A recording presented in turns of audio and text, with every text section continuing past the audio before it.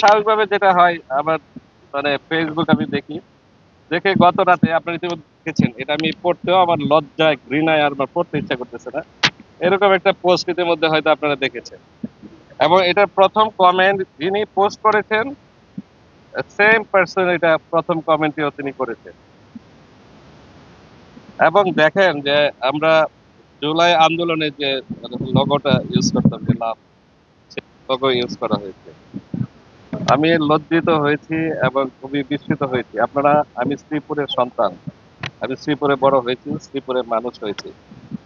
আপনাদের সাথে আমি সবসময় বলি যে শ্রীপুরের যারা সাংবাদিক আছেন, আমি অনেক সময় আমার নিজের উপর নিয়ন্ত্রণ হারিয়ে ফেলি, কিন্তু আমাকে টিকিয়ে রাখে সাংবাদিকরা শ্রীপুরে সাপোর্ট দিয়ে, তাদের সাপোর্টে আমি টিকে থাকি। তো এই ভদ্রলোক, আমি আসলে ওনাকে আমি চিনি না বা জানিও না বা চিনতেও পারিনি, পরে যখন এরকম একটা মন্তব্য করলেন তারপরে তার সম্পর্কে জেনেছি। আমি জানার পরে আমি দেখলাম যে যেহেতু তিনি একটা সরকারি চাকরিতে আছেন, মানে এর চেয়ে বড় চরিত্র হনন্ত আর হয় না।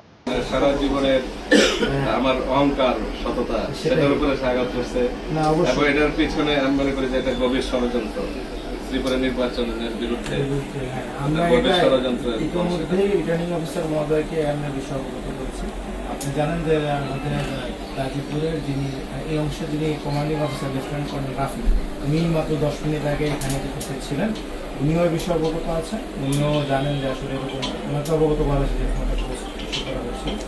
উনিও ক্লিয়ারলি বলে দিচ্ছেন, দেখেন আমরা তো ব্যক্তিগত, আমরা একজন অপরাধীকে ধরেছি, তার কাছে মাদক ছিল, তার কাছে টাকা ছিল। এখন এর বাইরে তো আসলে আমাদের পক্ষে জানা কিছু সম্ভব না, আমরা পুলিশের কাছে সম্ভব করেছি। অন্য যে কোনো বিষয়ে বক্তব্য অবশ্যই দেওয়ার কোনো প্রমাণক আমরা দিইনি, আর এই বিষয়ে আমাদের কোনো বক্তব্য দেওয়ার সুযোগ নেই। এবং এই দুজন ওপেন ঘোরার প্রতীকের নির্বাচন করে ওপেন মূল বিষয় ওপেন করে আমাদের টাকাটা নিয়ে আসছিল ঘোরার থেকে টাকা যেহেতু অনেক টাকা পাইছে দৌড়াই দিল আমার না।